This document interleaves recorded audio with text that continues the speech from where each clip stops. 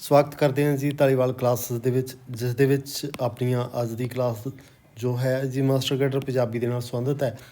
ਅਤੇ ਉਹਦੇ ਵਿੱਚੋਂ ਵਿਸ਼ਾ ਅੱਜ ਦਾ ਰਹੇਗਾ ਜੀ ਬਾਬਾ ਸ਼ੇਖ ਫਰੀਦ ਜੀ ਦੇ ਨਾਲ ਸੰਬੰਧਿਤ ਹੈ। ਉਹਨਾਂ ਦੀਆਂ ਜੋ ਰਚਨਾਵਾਂ ਨੇ ਜੀ, ਉਹਨਾਂ ਦੀ ਸਾਹਿਤ ਲਈ ਜੋ ਦੇਣ ਹੈ, ਉਸ ਦੀ ਵਿਚਾਰ ਚਰਚਾ ਅੱਜ ਕਰਾਂਗੇ ਜੀ। ਅਤੇ ਉਹਦੇ ਵਿੱਚ ਖਾਸ ਤੌਰ 'ਤੇ ਉਹਨਾਂ ਦੇ ਵੱਖ-ਵੱਖ ਪੱਖਾਂ ਦੀ ਜੋ ਪੰਜਾਬੀ ਸਾਹਿਤ ਲਈ ਦੇਣ ਹੈ ਜੀ, ਉਸ ਦੀ ਚਰਚਾ ਕਰਦੇ ਹਾਂ ਅਸੀਂ।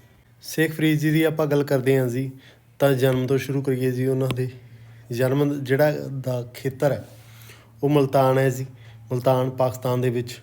ਪਿਤਾ ਦਾ ਨਾਮ ਜਮਾਲੂਦੀਨ ਸੁਲੇਮਾਨ ਜੀ, ਅਤੇ ਜਿਹੜੀ ਉਹਨਾਂ ਦੀ ਮਾਤਾ ਜੀ ਦਾ ਨਾਮ ਜੀ ਮਰੀਅਮ ਬੀਬੀ ਲਿਖਿਆ ਜਾਂਦਾ। ਅਤੇ ਉਸ ਤੋਂ ਬਾਅਦ ਜਦੋਂ ਨਾਮ ਦੀ ਗੱਲ ਹੁੰਦੀ ਹੈ ਜੀ ਉਹਨਾਂ ਦਾ, ਤਾਂ ਉਹਦੇ ਵਿੱਚ ਅਲੱਗ-ਅਲੱਗ ਬੁੱਕਸ ਦੇ ਵਿੱਚ ਅਲੱਗ-ਅਲੱਗ ਨਾਮ ਵੇਖਣ ਨੂੰ ਮਿਲਦਾ, ਅਤੇ ਉਹ ਸਾਰਾ ਕੁਛ ਤੁਹਾਡੀ ਸਕਰੀਨ 'ਤੇ ਸ਼ੋ ਹੋ ਰਿਹਾ ਜੀ। ਕਈ ਜਗ੍ਹਾ ਜੀ ਕੁਰਸਮ, ਕਈ ਕੁਰਸੂਮ ਲਿਖਿਆ ਹੁੰਦਾ ਜੀ, ਕਈ ਜਗ੍ਹਾ ਕਰਸੂਮ ਲਿਖਿਆ ਹੁੰਦਾ ਜੀ। ਇਹ ਇਹਨੇ ਨਾਮ ਨੇ ਜੀ ਕਿਤਾਬਾਂ ਦੇ ਵਿੱਚ ਜੋ ਵੇਖਣ ਨੂੰ ਮਿਲਦੇ ਨੇ, ਨੋਟ ਕਰ ਲੈਣਾ ਜੀ। ਮਰੀਅਮ ਬੀਬੀ ਵੀ ਲਿਖਿਆ ਹੋਇਆ ਦਾ। ਇਹ ਕਿਹਨਾਂ ਦੀ ਬੇਟੀ ਸੀਗੀ ਜੀ? ਸ਼ੇਖ ਵਹੀਦ ਉਲ ਦੀਨ ਦੀ ਜੀ। ਉਹਨਾਂ ਦੀ ਖੋਜੇ ਦੀ ਜੋ ਹੋਏਗੀ ਜੀ, ਦੀਨ ਉੱਥੇ ਖੋਜੇ ਦੇ ਸੀਗੇ ਜੀ, ਉਹਦੇ ਨਾਲ ਸੰਬੰਧ ਰੱਖਦੇ ਨੇ ਜੀ। ਉਹਨਾਂ ਦੀ ਬੇਟੀ ਸੀਗੀ ਮਰੀਅਮ ਜੀ। ਬਾਬਾ ਫਰੀਦ ਜੀ ਦੇ ਜਨਮ ਅਤੇ ਤਰੀਕ ਦੀ ਆਪਾਂ ਗੱਲ ਕਰਦੇ ਹਾਂ ਜੀ। ਬਹੁਤ ਸਾਰੇ ਇਤਿਹਾਸਕਾਰਾਂ ਦੀ ਆਪਾਂ ਗੱਲ ਕਰਦੇ ਹਾਂ, ਤਾਂ ਉਹਦੇ ਬਾਰੇ ਵਿਚਾਰ ਚਰਚਾ ਦੀ ਗੱਲ ਕਰਦੇ ਹਾਂ ਜਦੋਂ, ਤਾਂ ਕਾਫੀ ਜੋ ਕਿੰਤੂ ਪਰੰਤੂ ਜਿਹੜਾ ਅਤੇ ਉਹ ਵਿਚਾਰ ਚਰਚਾ ਰਹੀ ਹੈ। ਅਤੇ ਵੱਖ-ਵੱਖ ਵਿਦਵਾਨਾਂ ਨੇ ਪਹਿਲਾਂ ਸਟਾਰਟਿੰਗ ਦੀ ਆਪਾਂ ਗੱਲ ਕਰਦੇ ਹਾਂ, ਉਹਨਾਂ ਦੇ ਜਨਮ ਸਥਾਨ ਅਤੇ ਹੋਰ ਚੀਜ਼ਾਂ ਖੋਜਾਂ ਦੇ ਬਾਰੇ। ਜਦੋਂ ਉਹਨਾਂ ਦੇ ਬਾਰੇ ਜਨਮ ਦੇ ਬਾਰੇ ਖੋਜਾਂ ਕਰਦੇ ਆ, ਤਾਂ ਉਹ ਜਨਮ ਹੈ ਅਲੱਗ-ਅਲੱਗ ਸੰਨ ਦੇ ਵਿੱਚ ਦਿੰਦੇ ਆ। ਤਾਂ ਕੁਛ ਜੋ ਵਿਚਾਰ ਨੇ ਜੀ, ਆਪਾਂ ਉਹਨਾਂ ਦੀ ਚਰਚਾ ਕਰਦੇ ਹਾਂ ਕਿ ਉਹਨਾਂ ਦੇ ਜਨਮ ਦੇ ਨਾਲ ਸੰਬੰਧਿਤ ਸਥਾਨ ਦੇ ਬਾਰੇ ਉਹਨਾਂ ਵਿੱਚ ਦੱਸਿਆ ਹੋਇਆ। ਮੌਲਾ ਬਖਸ਼, ਹਾਂਜੀ, ਮੌਲਾ ਬਖਸ਼ ਜੋ ਕੁਸ਼ਤਾਈ, ਉਹਨਾਂ ਦੇ ਅਨੁਸਾਰ ਇਹਨਾਂ ਦਾ ਜਨਮ 569 ਹਿਜਰੀ ਦੇ ਮੁਤਾਬਕ 1177 ਈਸਵੀ ਨੂੰ ਹੁੰਦਾ ਹੈ। ਜ਼ਿਆਦਾਤਰ ਇਹਨੂੰ ਸਹੀ ਮੰਨਦੇ ਆ ਜੀ। ਅਤੇ ਔਲੀਆ ਦੇ ਅਨੁਸਾਰ ਜੀ ਇਹਨਾਂ ਦਾ ਜਨਮ ਸੇਮ ਹੈ ਜੀ। ਇਹਦੇ ਜੋ ਵਿਚਾਰ ਹੈ ਜੀ ਮੌਲਾ ਬਖਸ਼ ਕੁਸ਼ਤਾ ਦੇ, ਉਹਦੇ ਨਾਲ ਸਹਿਮਤ ਲੱਗਦੇ ਆ ਜੀ। ਉਸ ਤੋਂ ਬਾਅਦ ਆਪਾਂ ਗੱਲ ਕਰਦੇ ਹਾਂ ਜੀ ਡਾਕਟਰ ਦੀਵਾਨ ਸਿੰਘ। ਉਹਨਾਂ ਨੇ ਇਹਨਾਂ ਦਾ ਜਨਮ 582 ਹਿਜਰੀ ਭਾਵ 1186 ਈਸਵੀ ਨੂੰ ਖੋਤਵਾਲ ਜੋ ਸੂਬਾ ਮੁਲਤਾਨ ਦੇ ਵਿੱਚ ਪੈਂਦਾ, ਉਹਦਾ ਪਿੰਡ ਹੈ ਖੋਤਵਾਲ, ਅਤੇ ਮੁਲਤਾਨ ਸੂਬੇ ਦੇ ਵਿੱਚ ਪੈਂਦਾ ਸੀਗਾ ਜੀ। ਰਤਨ ਸਿੰਘ ਜੱਗੀ ਦੇ ਅਨੁਸਾਰ ਜੀ ਉਹਨਾਂ ਨੇ ਸੂਫੀ ਦੇ ਮੋਢੀ ਕਵੀ ਦੇ ਵਜੋਂ ਉਹਨਾਂ ਨੂੰ ਜਾਣਿਆ ਜੀ। ਚਿਸ਼ਤੀ ਜੋ ਸਿਲਸਿਲੇ ਆ ਜੀ, ਉਹਨਾਂ ਦੇ ਪ੍ਰਸਿੱਧ ਸੂਫੀ ਸਾਧਕ ਸ਼ੇਖ ਫਰੀਦੁੱਦੀਨ ਮਸੂਦ ਸਕਰਗੰਜ ਦੇ ਨਾਲ ਉਹਨਾਂ ਦੇ ਜਨਮ ਦੀ ਗੱਲ ਕਰਦੇ ਆ ਜੀ। ਅਤੇ ਉਹਨਾਂ ਦੇ ਪਿਤਾ ਦੇ ਨਾਂ ਗੱਲ ਕਰੀਏ ਤਾਂ ਜਮਾਲੂਦੀਨ ਸੁਲੇਮਾਨ ਦਾ, ਅਤੇ ਮਾਤਾ ਦਾ ਨਾਮ ਜੀ ਜੋ ਵੇਖਣ ਨੂੰ ਮਿਲਦਾ ਜੀ ਜੱਗੀ ਦੇ ਅਨੁਸਾਰ ਕੁਰਸੂਮ ਜੀ। ਉਹਨਾਂ ਦੀ ਕੁੱਖੋਂ 1177 ਨੂੰ ਪਿੰਡ ਖੋਤਵਾਲ ਦੀ ਉਹ ਜ਼ਿਕਰ ਕਰਦੇ ਆ, ਅਤੇ ਉਹਨਾਂ ਦਾ ਜੋ ਕਹਿ ਲਓ ਜੀ ਆਪਾਂ ਉਹਨਾਂ ਨੂੰ ਯਾਦ ਕਰਦੇ ਹਾਂ ਜੀ ਸਕਰਗੰਜ ਦੇ ਤੌਰ 'ਤੇ ਜਾਣ। ਇਹ ਕਿਹਨਾਂ ਦਾ ਵਿਚਾਰ ਹੈ ਜੀ? ਡਾਕਟਰ ਰਤਨ ਸਿੰਘ ਜੱਗੀ ਦੇ ਅਨੁਸਾਰ ਜੀ। ਉਹਨਾਂ ਦੇ ਪਿਤਾ ਸੁਲੇਮਾਨ ਜੀ, ਉਹਨਾਂ ਦੇ ਮੁਹੰਮਦ ਗੌਰੀ ਦੇ ਜ਼ਮਾਨੇ ਦੇ ਵਿੱਚ ਪੱਛਮੀ ਪੰਜਾਬ ਦੇ ਵਿੱਚ ਕਸਬੇ ਕੋਠੀਵਾਲ ਸੂਬਾ ਜੋ ਮੁਲਤਾਨ ਦਾ ਜੀ ਕਾਜ਼ੀ ਲੱਗੇ ਹੋਏ ਸੀਗੇ ਜੀ। ਉਹ ਸਮਾਂ ਸੀਗਾ ਜਦੋਂ ਜੀ ਭਾਰਤ ਵਿੱਚ ਇਸਲਾਮੀ ਹਕੂਮਤ ਦੀ ਸਥਾਪਤੀ ਹੋ ਚੁੱਕੀ ਸੀ, ਅਤੇ ਕੁਤਬਦੀਨ ਵਰਗੇ ਜੋ ਕੁਝ ਸ਼ਾਸਕ ਸੀ ਜ਼ੋਰ ਦੇ ਨਾਲ ਇਸਲਾਮ ਧਰਮ ਦਾ ਜੋ ਪ੍ਰਚਾਰ ਕਰਨ ਦੀ ਕੋਸ਼ਿਸ਼ ਕਰ ਰਹੇ ਸੀ। ਅਤੇ ਇਸ ਦੇ ਸਿੱਟੇ ਵਜੋਂ ਜੀ ਹਿੰਦੂਆਂ ਅਤੇ ਮੁਸਲਮਾਨਾਂ ਦੇ ਵਿਚਕਾਰ ਵੈਰ ਵਿਰੋਧ ਦੀ ਭਾਵਨਾ ਫੈਲ ਰਹੀ ਸੀ। ਸਿੱਖਿਆ ਦੀ ਗੱਲ ਕਰੀਏ ਜੀ, ਤਾਂ ਸਿੱਖਿਆ ਦੇ ਬਾਰੇ ਬਾਬਾ ਫਰੀਦ ਜੀ ਦੀ ਬਾਰੇ ਗੱਲ ਕਰਦੇ ਹਾਂ, ਤਾਂ ਉਹਦੇ ਵਿੱਚ ਦੱਸਿਆ ਹੋਇਆ ਜੀ ਬਾਬਾ ਫਰੀਦ ਜੀ ਨੂੰ ਕੇਵਲ 18 ਮਹੀਨੇ ਦੀ ਉਮਰ ਵਿੱਚ ਹੀ ਉਹਨਾਂ ਦੇ ਪਿਤਾ ਜੀ ਛੱਡ ਕੇ ਗੁਜ਼ਰ ਚੁੱਕੇ ਸੀ। ਤਾਂ ਫਿਰ ਉਹਨਾਂ ਦਾ ਜੋ ਪਾਲਣ ਪੋਸ਼ਣ ਸੀ ਉਹਨਾਂ ਦੀ ਮਾਤਾ ਦੇ ਵੱਲੋਂ ਕੀਤਾ ਗਿਆ ਸੀ, ਅਤੇ ਆਪ ਜੀ ਨੂੰ ਕਹਿ ਲਓ ਜੀ ਧਾਰਮਿਕ ਵਿੱਦਿਆ ਵੀ ਦਿੱਤੀ ਗਈ। ਮੁੱਢਲੀ ਵਿੱਦਿਆ ਜਿਹੜੀ ਉਹਨਾਂ ਦੀ ਮਾਤਾ ਜੀ ਪਾਸੋਂ ਹੀ ਪ੍ਰਾਪਤ ਹੋਈ। ਪਿੱਛੋਂ ਫਿਰ ਕੁਰਾਨ ਮਜੀਦ ਮੌਲਾਨਾ ਤੋਂ ਜੋ ਅਬੂ ਹਾਫਿਜ਼ ਕੋਲੋਂ ਵੀ ਪੜ੍ਹਿਆ ਜੀ। ਜਾਂ ਆਪਾਂ ਕੁਰਾਨ ਦੀ ਗੱਲ ਕਰਦੇ ਹਾਂ ਜੀ, ਉਹਨਾਂ ਦੀ ਗੱਲ ਕਰਦੇ ਹਾਂ ਮੌਲਾਨਾ ਅਬੂ ਹਾਫਿਜ਼ ਕੋਲੋਂ ਪੜ੍ਹਿਆ ਸੀਗਾ ਜੀ। ਫਿਰ ਉਹ ਬਗਦਾਦ ਚਲੇ ਜਾਂਦੇ ਆ, ਅਤੇ ਉੱਥੇ ਉਹਨਾਂ ਨੇ ਅਬਦੁਲ ਕਾਦਰ ਜੋ ਜਲੀਨੀ ਹੈ ਜੀ, ਉਹਨਾਂ ਤੋਂ ਜਿਹੜਾ ਹੈਗਾ ਪ੍ਰਭਾਵਿਤ ਹੁੰਦੇ ਆ, ਅਤੇ ਉੱਥੇ ਜਾਂਦੇ ਆ। ਅਤੇ ਉਸ ਤੋਂ ਬਾਅਦ ਜੀ ਸ਼ੇਖ ਸੁਰਾਬੂਦੀਨ ਅਤੇ ਉਹ ਜੋ ਸੋਹਰਾਵਰਦੀ ਜੋ ਸੰਪਰਦਾਇ ਹੈ ਜੀ ਉਹਨਾਂ ਨਾਲ ਸੰਬੰਧਿਤ ਸੀ ਜੀ। ਖਵਾਜਾ ਮੁਆਉਦੀਨ ਚਿਸ਼ਤੀ ਦੀ ਆਪਾਂ ਗੱਲ ਕਰਦੇ ਹਾਂ ਜੀ। ਸੇਖ ਜੋ ਕਿਰਸਾਨੀ ਦੀ ਗੱਲ ਕਰਦੇ ਹਾਂ ਜੀ। ਆਦਿ ਸੰਗਤ ਤੋਂ ਉਹਨਾਂ ਨੂੰ ਬਹੁਤ ਕੁਝ ਸਿੱਖਣ ਨੂੰ ਮਿਲਦਾ ਗਾ। ਗੱਦੀ ਦੀ ਪ੍ਰਾਪਤੀ ਦੀ ਗੱਲ ਕਰਦੇ ਹਾਂ ਤਾਂ ਬਾਬਾ ਫਰੀਦ ਜੀ ਨੂੰ ਜੋ ਗੱਦੀ ਦੀ ਪ੍ਰਾਪਤੀ ਹੈ ਜੀ, ਬਾਬਾ ਫਰੀਦ ਸੂਫੀਆਂ ਦੇ ਚਿਸ਼ਤੀ ਜੋ ਸਿਲਸਿਲੇ ਹੁੰਦੇ ਆ ਜੀ ਉਹਦੇ ਨਾਲ ਸੰਬੰਧਿਤ ਸੀ ਜੀ। ਉਹਨਾਂ ਦਾ ਪ੍ਰਸਿੱਧ ਆਗੂ ਹੋਇਆ ਜੀ। ਇਹ ਸਿਲਸਿਲਾ ਖਵਾਜਾ ਹਸਨ ਬਸਰੀ ਦੇ ਵੱਲੋਂ ਸ਼ੁਰੂ ਕੀਤਾ ਮੰਨਿਆ ਜਾਂਦਾ ਗਾ। ਅਤੇ ਇਹਦੇ ਬਾਰੇ ਦੱਸਿਆ ਹੋਇਆ ਜੀ। ਉਹਨਾਂ ਨੂੰ ਜੋ ਫਕੀਰੀ ਦੀ ਗੁੜਤੀ ਹੈ ਜੀ ਹਜ਼ਰਤ ਅਲੀ ਦੇ ਪਾਸੋਂ ਉਹਨਾਂ ਨੂੰ ਪ੍ਰਾਪਤ ਹੋਈ ਸੀਗੀ ਜੀ। ਖਵਾਜਾ ਹਸਨ ਬਸਰੀ ਦੇ ਉਹ 8ਵੇਂ ਗੱਦੀਦਾਰ ਕੌਣ ਸੀਗੇ ਜੀ? ਖਵਾਜਾ ਅਬੂ ਇਸਲਾਕ ਦੇ ਪਿੱਛੋਂ ਜੀ 5 ਹੋਰ ਗੱਦੀ ਦਾਰਾਂ ਨੇ ਕਹਿ ਲਓ ਜੀ ਪਿੰਡ ਚਿਸ਼ਤ ਵਿੱਚ ਟਿਕਾਣਾ ਬਣਾਈ ਰੱਖਿਆ ਸੀਗਾ ਜੀ। ਇਹ 8ਵੇਂ ਸੀਗੇ ਜੀ ਖਵਾਜਾ ਅਬੂ ਇਸਲਾਕ। ਉਸ ਤੋਂ ਬਾਅਦ ਜਿਹੜੇ 5 ਨੇ ਜੀ ਹੋਰ ਗੱਦੀਦਾਰ ਉਹ ਕਹਿ ਲਓ ਜੀ ਪਿੰਡ ਜੋ ਚਿਸ਼ਤ ਦੇ ਵਿੱਚ ਰਹਿੰਦੇ ਸੀ, ਤਾਂ ਕਰਕੇ ਇਹ ਜਿਹੜਾ ਸੰਪਰਦਾਇ ਸੀ ਇਹਦਾ ਸਿੱਟਾ ਇਹ ਨਿਕਲਿਆ ਕਿ ਇਹ ਪਿੰਡ ਚਿਸ਼ਤ ਦੇ ਕਰਕੇ ਜੀ ਇਸ ਦਾ ਨਾਂ ਹੀ ਚਿਸ਼ਤੀ ਜੋ ਸੰਪਰਦਾਇ ਹੈ ਦੇ ਨਾਲ ਪ੍ਰਸਿੱਧ ਹੋ ਜਾਂਦਾ ਅੱਗੇ ਜਾ ਕੇ ਜੀ। ਖਵਾਜਾ ਹਸਨ ਜੋ ਬਸਰੀ ਹੈ ਜੀ ਉਹਨਾਂ ਦੀ ਗੱਲ ਕਰਦੇ ਹਾਂ। 14ਵੇਂ ਜੋ ਖਤੀਫੇ ਨੇ ਜੀ ਆਪਾਂ ਗੱਲ ਕਰਦੇ ਹਾਂ ਜੀ। ਖਵਾਜਾ ਮੁਇਨ ਦੀਨ ਜੋ ਹਸਨ ਜੋ ਹੈਗੇ ਜੀ ਚਿਸ਼ਤੀ ਹੋਏ ਆ ਜੀ। ਉਹਨਾਂ ਦੇ ਪਹਿਲੇ ਆਗੂ ਦੀ ਆਪਾਂ ਗੱਲ ਕਰੀਏ ਜੀ, ਹਿੰਦੁਸਤਾਨ ਵਿੱਚ ਚਿਸ਼ਤੀ ਸੰਪਰਦਾਇ ਦੇ ਨਾਲ ਸੰਬੰਧ ਰੱਖਦੇ ਆ। ਜਦੋਂ ਆਪਾਂ ਗੱਲ ਕਰਦੇ ਹਾਂ ਜੀ ਅਜਮੇਰ ਦੀ, ਤਾਂ ਅਜਮੇਰ ਦੇ ਵਿੱਚ ਪਹਿਲਾਂ ਜੋ ਕੇਂਦਰ ਸੀਗਾ ਜੀ ਉਹਦੀ ਆਪਾਂ ਗੱਲਬਾਤ ਕਰ ਰਹੇ ਹਾਂ। ਤਾਂ ਫਿਰ ਦਿੱਲੀ ਅਤੇ ਅਜਮੇਰ ਦੋਨਾਂ ਦੀ ਗੱਲ ਕਰਦੇ ਹਾਂ ਜੀ। ਇਸ ਸਮੇਂ ਅਜਮੇਰ ਦੇ ਵਿੱਚ ਜੋਗੀਆਂ ਦਾ ਰਾਜ ਸੀਗਾ ਅਤੇ ਰਾਏ ਪਿਥੌਰਾ ਇੱਥੇ ਰਾਜ ਕਰਦਾ ਸੀਗਾ। ਇਹਨਾਂ ਦੋਹਾਂ ਸ਼ਕਤੀਆਂ ਦੀ ਗੱਲ ਹੋ ਜੀ ਸਥਾਪਤੀ ਤੋਂ ਬਾਅਦ ਖਵਾਜਾ ਸਾਹਿਬ ਦੇ ਕੁਦਰਤੀ ਗੱਲ ਹੈ ਵਿਰੋਧੀ ਸਾਹਿਬ ਦਾ ਜੇ ਗੱਲ ਕਰੀਏ ਜੀ, ਖਵਾਜਾ ਸਾਹਿਬ ਦਾ ਵਿਰੋਧ ਕੁਦਰਤੀ ਸੀਗਾ ਜੀ ਇਹਨਾਂ ਸਾਰੀਆਂ ਚੀਜ਼ਾਂ ਦੇ ਹੋਣ ਦੇ ਕਰਕੇ। ਤਾਂ ਇਸ ਤੋਂ ਇਲਾਵਾ ਜੀ ਉਹਨਾਂ ਨੇ ਫਿਰ ਹਿੰਦੁਸਤਾਨ ਦੇ ਵਿੱਚ ਪਾਏ ਹੈ ਆਪਦੇ ਚਰਨ। ਤਾਂ ਉਦੋਂ ਕੀ ਗੱਲ ਕਰਦੇ ਹਾਂ ਜੀ, ਚਾਰੇ ਪਾਸੇ ਜੋ ਕਹਿ ਲਓ ਜੀ ਹਨੇਰਾ ਸੀ ਉਸ ਨੂੰ ਦੂਰ ਕਰਨ ਲਈ ਇਸਲਾਮ ਦੇ ਨੂਰ ਦੇ ਨਾਲ ਉਜਵਲ ਕਰਦੇ ਆ। ਭਾਵ ਜੋ ਇਸਲਾਮ ਦਾ ਧਰਮ ਦਾ ਪ੍ਰਚਾਰ ਕਰਦੇ ਹੋਏ ਲੋਕਾਂ ਦੇ ਵਿੱਚ ਗਿਆਨ ਵੰਡਦੇ ਹੋਏ ਆ ਅਤੇ ਉਹਦੇ ਨਾਲ ਉਜਾਲਾ ਕਰਦੇ ਆ। ਇੱਥੇ ਆ ਕੇ ਜੀ ਖਵਾਜਾ ਮੁਇਨਦੀਨ ਆਪਣੀ ਜੋ ਗੱਦੀ ਹੈ ਜੀ ਕੁਤਬਦੀਨ ਬਖਤਿਆਰ ਕਾਕੀ ਨੂੰ ਕਹਿ ਲਓ ਜੀ ਚਿਸ਼ਤੀ ਜੋ ਸੰਪਰਦਾਇ ਨਾਲ ਸੰਬੰਧ ਰਹੇ ਉਹਨਾਂ ਨੂੰ ਦੇ ਜਾਂਦੇ ਆ। ਉਸ ਸਮੇਂ ਉਹ ਮੁਲਤਾਨ ਉੱਤਰ ਪੱਛਮੀ ਹਿੰਦੁਸਤਾਨ ਵਿੱਚ ਵਪਾਰ ਸੱਭਿਆਚਾਰਕ ਰਾਜਨੀਤਿਕ ਦਾ ਇੱਕ ਵੱਡਾ ਕੇਂਦਰ ਸੀਗਾ ਜੋ ਇਸਲਾਮ ਧਰਮ ਦਾ ਆਪਾਂ ਗੱਲ ਕਰੀਏ ਜੀ। ਫਿਰ ਖਵਾਜਾ ਬਖਤਿਆਰ ਕਾਕੀ ਜੋ ਜੀ ਗੱਦੀ 'ਤੇ ਬੈਠਦੇ ਆ ਮੁਲਤਾਨ ਦੇ ਵਿੱਚ ਰਹਿੰਦੇ ਸੀ। ਉਦੋਂ ਵਪਾਰ ਦਾ ਕੇਂਦਰ ਕਿਹੜਾ ਸੀਗਾ ਜੀ? ਆਪਾਂ ਮੁਲਤਾਨ ਦੀ ਗੱਲ ਕਰਦੇ ਹਾਂ ਤਾਂ ਇਸਲਾਮ ਧਰਮ ਦਾ। ਹੋਰਨਾਂ ਦੇਸ਼ਾਂ ਦੇ ਵਿੱਚੋਂ ਜੀ ਮੌਲਵੀ ਸੂਫੀ ਹੁਮਾ ਕੇ ਮੁਲਤਾਨ ਪਹੁੰਚਿਆ ਕਰਦੇ ਸੀਗੇ ਜੀ।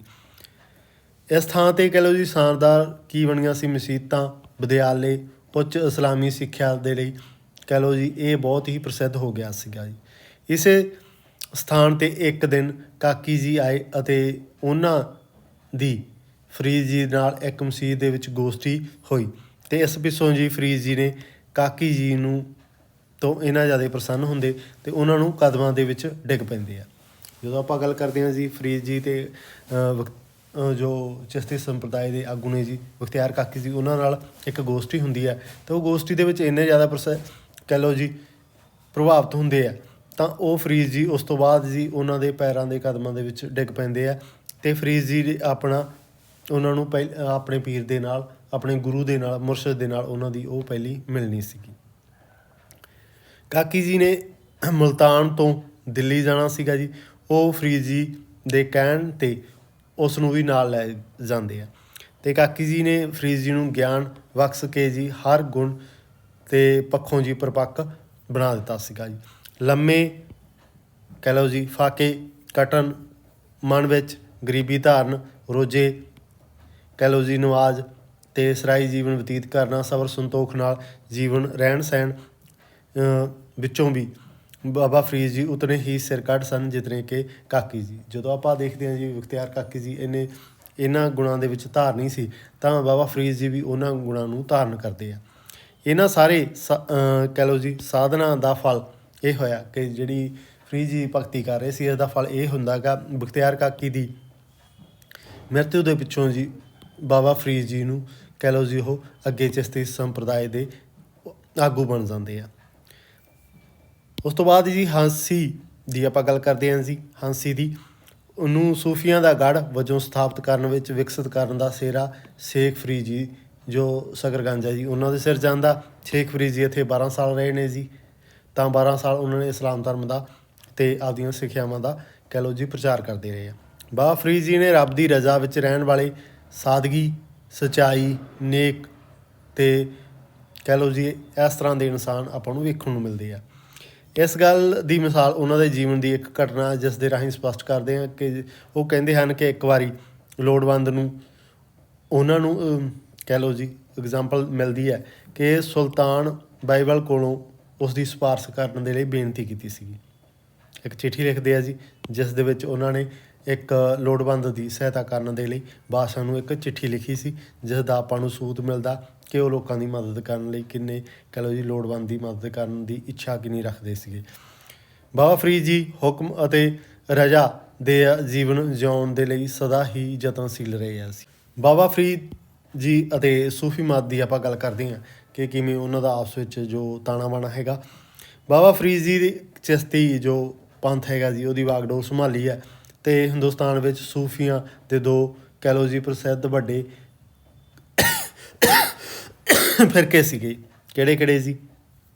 ਜਦੋਂ ਆਪਾਂ ਫਿਰਕਿਆਂ ਦੀ ਗੱਲ ਕਰਦੇ ਹਾਂ, ਕਾਦਰੀ ਸੰਪਰਦਾਇ ਦੀ ਗੱਲ ਬੋਲ ਗਏ ਜੀ ਅਤੇ ਸੋਹਰਾਵਰਦੀ, ਇਹ ਮੁੱਖ ਪ੍ਰਚਾਰ ਦਾ ਕੇਂਦਰ ਰਹੇ ਸੀਗੇ ਜੀ। ਬਾਬਾ ਫਰੀਦ ਜੀ ਨੇ ਅੱਗੋਂ ਜੀ ਚਿਸ਼ਤੀ ਦੀ ਆਪਾਂ ਗੱਲ ਕਰਦੇ ਹਾਂ ਜੀ, ਸ਼ੇਖ ਜੋ ਜਮਾਉਦੀਨ ਔਲੀਆ ਜੀ ਚਿਸ਼ਤੀ ਸੰਪਰਦਾਇ ਨੂੰ ਟੀਸੀ ਉੱਤੇ ਪਹੁੰਚਾਇਆ ਸੀ ਕਿ ਸੋਹਰਾਵਰਦੀ ਤਾਂ ਬਸ ਕਹਿ ਲਓ ਜੀ ਮੁਲਤਾਨ ਦੇ ਤੱਕ ਹੀ ਸੀਮਿਤ ਰਹਿ ਗਿਆ।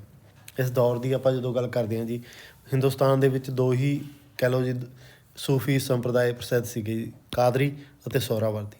ਅਤੇ ਔਲੀਆ ਨੇ ਜੀ ਆਪਾਂ ਗੱਲ ਕਰਦੇ ਹਾਂ ਚਿਸ਼ਤੀ ਸੰਪਰਦਾਇ ਨੂੰ ਇਹਨਾਂ ਜ਼ਿਆਦਾ ਟੀਸੀ 'ਤੇ ਪਹੁੰਚਾਇਆ ਕਿ ਮੁਲਤਾਨ ਤੱਕ ਸਿਰਫ ਕਿਹੜੇ ਨੇ ਸੋਹਰਾਵਰਦੀ ਸੀਮਿਤ ਹੋ ਕੇ ਰਹਿ ਜਾਂਦੇ ਆ।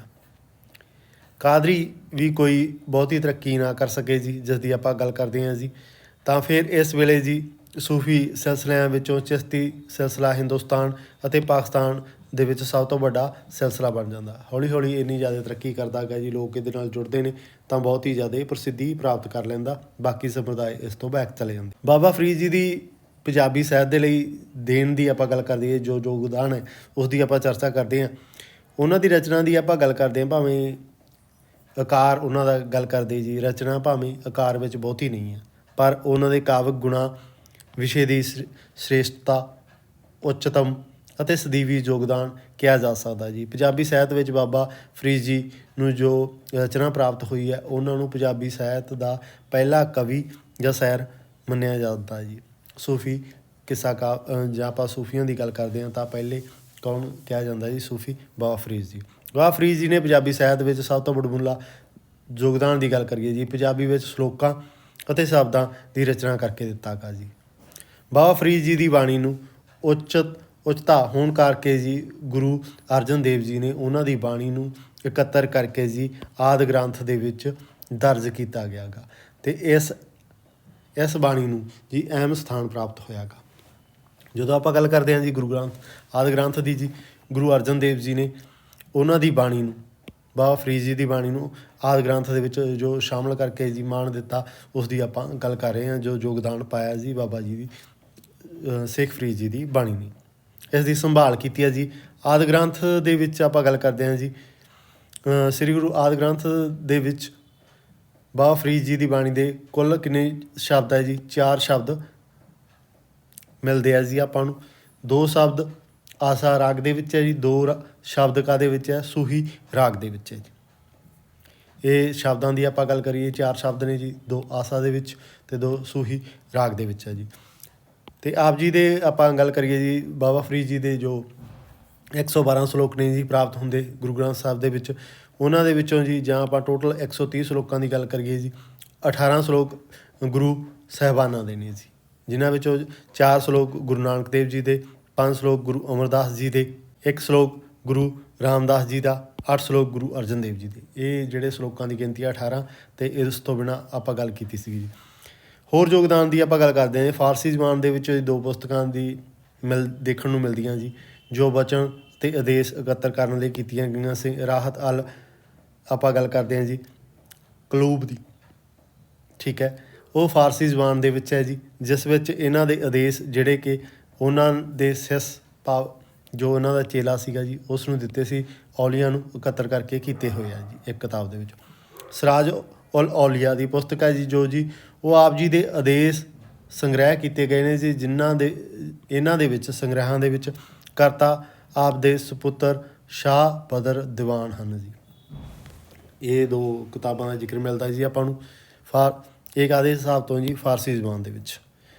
ਸ਼ਲੋਕਾਂ ਦੇ ਵਿੱਚ ਜੀ ਬਾਬਾ ਫਰੀਦ ਜੀ ਦੇ ਸ਼ਲੋਕ ਨੇ ਜੀ, ਉਹਨਾਂ ਦੇ ਵਿੱਚ ਆਪ ਦੁਆਰਾ ਵਿਚਾਰ ਬੜੇ ਹੀ ਸੰਜਮ ਅਤੇ ਅਸਰਦਾਰ ਢੰਗ ਨਾਲ ਪੇਸ਼ ਕੀਤੇ ਗਏ ਨੇ। ਮਨੁੱਖ ਨੂੰ ਅਹਿੰਸਾ ਦੇ ਵੱਲ ਪ੍ਰੇਰਿਆ ਗਿਆ। ਉਹਨਾਂ ਦਾ ਕਥਨ ਹੈ ਕਿ ਸਾਨੂੰ ਹਿੰਸਾ ਦਾ ਜਵਾਬ ਹਿੰਸਾ ਨਾਲ ਨਹੀਂ ਸਗੋਂ ਅਹਿੰਸਾ ਦੇ ਨਾਲ ਅਤੇ ਹਲੀਮੀ ਦੇ ਨਾਲ ਦੇਣਾ ਚਾਹੀਦਾ, ਜਿਸ ਦੀ ਇਹਨਾਂ ਦੀਆਂ ਬਾਣੀਆਂ ਦੇ ਵਿੱਚ ਜੋ ਸਪਸ਼ਟ ਉਦਾਹਰਨਾਂ ਵੇਖਣ ਨੂੰ ਮਿਲਦੀਆਂ ਨੇ ਜੀ। ਸ਼ਲੋਕ ਦੀ ਆਪਾਂ ਗੱਲ ਕਰਦੇ ਹਾਂ। ਸ਼ਲੋਕਾਂ ਦੇ ਵਿੱਚ ਕੁਝ ਲੰਮੇਰੇ ਅੰਕਾਰ ਦੀਆਂ ਰਚਨਾਵਾਂ ਵੇਖਣ ਨੂੰ ਮਿਲਦੀਆਂ ਨੇ, ਜੋ ਨੈਤਿਕ ਸਿੱਖਿਆ ਨਾਲੋਂ ਜੀ ਭਗਤੀ ਅਤੇ ਪ੍ਰੇਮ ਦੀ ਭਾਵਨਾ ਨੂੰ ਵਧੇਰੇ ਵਿਅਕਤ ਕੀਤਾ ਗਿਆ ਵੇਖਣ ਨੂੰ ਮਿਲਦਾ ਸੀ। ਬਾਬਾ ਜੀ ਦੀ ਬਾਣੀ ਦੇ ਆਪਾਂ ਗੱਲ ਕਰਦੇ ਹਾਂ ਜੀ, ਵਿਸ਼ੇਸ਼ ਭਾਂਤ ਦੀ ਕਹਿ ਲਓ ਜੀ ਕਾਵ ਸੰਵੇਦਨਾ ਦ੍ਰਿਸ਼ਟੀਗੋਚਰ ਵੇਖਣ ਨੂੰ ਮਿਲਦੀ ਹੈ। ਇਸ ਦੇ ਪਿਛੋਕੜ ਦੇ ਵਿੱਚ ਆਪਾਂ ਗੱਲ ਕਰੀਏ ਜੀ ਤੱਤਵ ਅਤੇ ਇਸ ਹਕੀਕੀ ਦੀ ਗੱਲ ਆਪਾਂ ਨੂੰ ਵੇਖਣ ਨੂੰ ਸੰਕਲਪ ਜੋ ਆਪਾਂ ਨੂੰ ਵੇਖਣ ਨੂੰ ਮਿਲਦਾ ਗਾ, ਸੰਕਲਪ ਵੇਖ ਸਕਦੇ ਹਾਂ। ਵਿਸ਼ੇਸ਼ ਭਾਂਤ ਦੀ ਜੋ ਧਾਰਮਿਕ ਚੇਤਨਾ ਜੀ ਬਿਰਹਾ, ਠੀਕ ਹੈ ਜੀ, ਇਸ਼ਕ ਦੇ ਸੰਕਲਪ ਦੇ ਰਾਹੀਂ ਮੂਰਤੀਵਾਨ ਕੀਤਾ ਹੋਇਆ ਵੇਖਣ ਨੂੰ ਮਿਲਦਾ ਆਪਾਂ ਨੂੰ। ਆਪਾਂ ਗੱਲ ਕਰ ਰਹੇ ਹਾਂ ਜੀ ਬਾਬਾ ਫਰੀਦ ਜੀ ਬਾਣੀ ਦਾ ਨਿਚੋੜ ਕਰੀਏ ਜੀ। ਸੂਫੀ ਸ਼ਾਇਰੀ ਦੇ ਵਿੱਚ ਕਹਿ ਲਓ ਜੀ ਗੁਰਬਾਣੀ ਅਤੇ ਗੁਰਮਤਿ ਕਾਵਿ ਦੇ ਨਾਲ ਸਹਿਜੇ ਮੇਲ ਖਾਂਦੀ ਵੇਖੀ ਜਾ ਸਕਦੀ ਹੈ। ਭਾਵੇਂ ਕਿ ਮਨੁੱਖ ਦੀ ਰੂਹਾਨੀ ਇਕੱਲਤਾ ਦੀ ਗੱਲ ਕੀਤੀ ਹੈ ਜੀ, ਸੰਸਾਰ ਦੀ ਨਾਸ਼ਵਾਨਤਾ ਦਾ ਅਹਿਸਾਸ ਹੈ ਬਾਬਾ ਫਰੀਦ ਜੀ ਦੀ ਬਾਣੀ ਦੇ ਵਿੱਚ ਕਹਿ ਲਓ ਜੀ ਵੇਖਣ ਨੂੰ ਮਿਲਦਾ ਗਾ। ਵਿਸ਼ੇਗਤ ਉਸਾਰੀ ਕਹਿ ਲਓ ਜੀ ਮੂਲ ਰੂਪ ਵਿੱਚ ਰਹੀ ਹੈ ਅਤੇ ਇਹਨਾਂ ਸਰੋਕਾਰਾਂ ਨੂੰ ਜੀ ਸਮਕਾਲੀ ਸਮਾਜਿਕ ਸੱਭਿਆਚਾਰਕ ਦੇ ਸੰਦਰਭ ਦੇ ਨਾਲ ਜੋੜ ਕੇ ਵਾਚਿਆ ਜਾ ਸਕਦਾ, ਜੋ ਉਹਨਾਂ ਦੀਆਂ ਰਚਨਾਵਾਂ ਦੇ ਵਿੱਚ ਵੇਖਣ ਨੂੰ ਮਿਲਦਾ। ਉਸ ਤੋਂ ਬਾਅਦ ਆਪਾਂ ਗੱਲ ਕਰਦੇ ਹਾਂ ਜੀ ਬਾਬਾ ਫਰੀਦ ਜੀ ਦੀ ਬਾਣੀ ਆਪਣੇ ਪ੍ਰਗਟਾਵੇ ਲਈ ਵਧੇਰੇ ਲੋਕ ਕਾਵਿ ਦੀਆਂ ਰੀਤਾਂ ਰਵਾਇਤਾਂ ਦੇ ਨੂੰ ਉਧਾਰ ਬਣਾਉਂਦੀ ਹੈ ਅਤੇ ਇਹ ਪੰਜਾਬ ਦੇ ਪ੍ਰਕਿਰਤਿਕ ਵਾਯੂਮੰਡਲ ਸੱਭਿਆਚਾਰਕ ਮਾਹੌਲ ਦੇ ਨਾਲ ਸੰਬੰਧਿਤ ਸਮੱਗਰੀ ਨੂੰ ਆਪਣੀ ਕਾਵਿ ਰਚਨਾ ਦਾ ਮਾਧਿਅਮ ਬਣਾਉਂਦੀ ਹੈ। ਬਾਬਾ ਫਰੀਦ ਜੀ ਦੇ ਜੋ ਕਹਿ ਲਓ ਜੀ ਬਾਣੀ ਹੈ ਉਸ ਦਾ ਆਪਾਂ ਜੇਕਰ ਜਦੋਂ ਆਪਾਂ ਅਧਿਐਨ ਕਰਦੇ ਹਾਂ ਪਤਾ ਲੱਗਦਾ ਕਿ ਉਹ ਸ਼ਰੀਅਤ ਦੇ ਜੋ ਗੱਲ ਕਰ ਰਹੇ ਸ਼ਰੀਅਤ ਨੂੰ ਪੜ੍ਹਾ ਦੀ ਬੜੇ ਹੀ ਪ੍ਰਭਾਵਸ਼ਾਲੀ ਢੰਗ ਦੇ ਨਾਲ ਕਰਦੇ ਆ ਜੀ। ਉਹਨਾਂ ਦੀ ਬਾਣੀ ਦੇ ਵਿੱਚ ਜੋ ਸ਼ਰੀਅਤ ਦਾ ਪ੍ਰਭਾਵ ਹੈ ਉਹ ਵੇਖਣ ਨੂੰ ਮਿਲਦਾ ਗਾ। ਬਾਬਾ ਫਰੀਦ ਜੀ ਦੇ ਬਾਣੀ ਦੇ ਵਿੱਚ ਸਰਾਂ ਦੇ ਜੋ ਨਿਯਮ ਨੇ ਜੀ ਉਹਨਾਂ ਦੀ ਪਾਲਣ ਕਰਨ ਉੱਤੇ ਜ਼ੋਰ ਦਿੱਤਾ ਜਾਂਦਾ, ਪਰ ਉਹ ਨਿਰੋਲ ਸਰਾਂ ਦੀ ਕਹਿ ਲਓ ਜੀ ਕਵੀ ਨਹੀਂ ਮੰਨੇ ਜਾ ਸਕਦੇ। ਸਰਾਂ ਦੇ ਨਾਲ ਜੀ ਉਹ ਜੋ ਇਸਲਾਮ ਧਰਮ ਦੀਆਂ ਜੀ ਸ਼ਾਇਰੀ ਤੋਂ ਬਿਨਾਂ ਜੀ ਉਹ ਸੂਫੀ ਸਿਧਾਂਤਾਂ ਦਾ ਨੂੰ ਵੀ ਪੇਸ਼ ਕਰਦੇ ਨੇ ਉਤਨੀ ਹੀ ਸ਼ਿੱਦਤ ਦੇ ਨਾਲ, ਜਿੰਨੀ ਸ਼ਿੱਦਤ ਨਾਲ ਉਹ ਸਰਾਂ ਦੇ ਨਿਯਮਾਂ ਦੀ ਗੱਲ ਕਰਦੇ ਆ। ਇਹ ਇਸ ਤੋਂ ਇਲਾਵਾ ਜੀ ਜੋਤੀ ਜਮੋ ਆਪਾਂ ਗੱਲ ਕਰੀਏ ਜੀ ਬਾਬਾ ਫਰੀਦ ਜੀ ਦੇ ਜੋਤੀ ਜੋਤ ਸਮਾਉਣ ਦਾ ਸਮਾਂ ਜੀ ਉਹਦੇ ਬਾਰੇ ਗੱਲ ਕਰਦੇ ਹਾਂ ਜੀ। ਬਾਬਾ ਫਰੀਦ ਜੀ ਦਾ ਕਹਿ ਲਓ ਜੀ ਪਾਕਪਟਨ ਦੇ ਵਿੱਚ 2266 ਦੇ ਵਿੱਚ ਜੋਤੀ ਜੋਤ ਸਮਾਉਂਦੇ ਆ ਅਤੇ ਉਹਨਾਂ ਦਾ ਉੱਤਰਾਧਿਕਾਰੀ ਜੋ ਨਿਜ਼ਾਮੂਦੀਨ ਔਲੀਆ ਸੀਗਾ ਜੀ ਅਤੇ ਬਾਬਾ ਫਰੀਦ ਜੀ ਦੀ ਜੋ ਮਜ਼ਾਰ ਹੈ ਉਹ ਪਾਕਪਟਨ ਵਿਖੇ ਸਥਿਤ ਹੈ। ਇਹ ਕੁਛ ਗੱਲਾਂ ਸੀ ਜੀ ਬਾਬਾ ਫਰੀਦ ਜੀ ਦੇ ਬਾਰੇ, ਉਹਨਾਂ ਦੇ ਜੀਵਨ ਦੇ ਬਾਰੇ।